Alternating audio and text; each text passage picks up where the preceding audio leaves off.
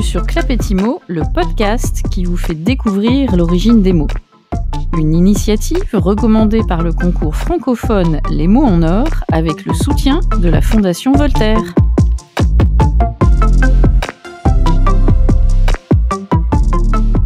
Commençons aujourd'hui l'histoire de notre mot par une petite anecdote si vous le voulez bien. Il était une fois un homme qui se considérait comme très perspicace. Il aimait se vanter de sa capacité à comprendre les gens et à lire entre les lignes des situations.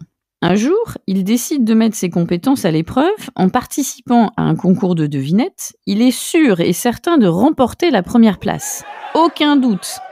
Au cours de la compétition, il se confronte à des devinettes difficiles et pourtant, il réussit à trouver la réponse à toutes, sauf une. La devinette en question était « Je suis un mot qui décrit une personne qui se croit perspicace, mais qui en réalité est souvent trompée. Quel est ce mot ?» Il réfléchit longtemps et très fort, mais il ne trouve pas la réponse. C'est alors que le maître de cérémonie révèle le mot, qui était « vaniteux ».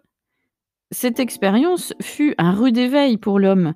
Il s'est en effet rendu compte qu'il était vaniteux et qu'il avait encore beaucoup à apprendre sur lui-même et sur les autres pour devenir vraiment perspicace.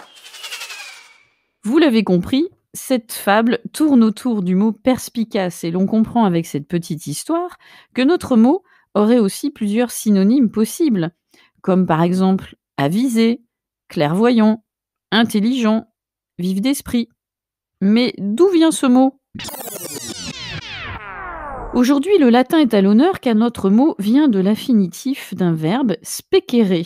Specio, je regarde attentivement. Si on lui rajoute le préfixe per, qui signifie à travers, on obtient regarder à travers attentivement.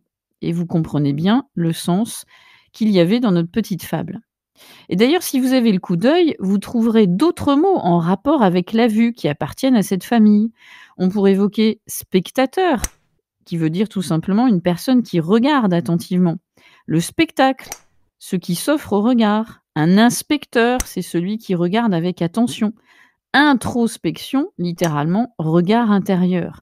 Allez, je rajouterai rétrospective, qui veut dire regarder en arrière.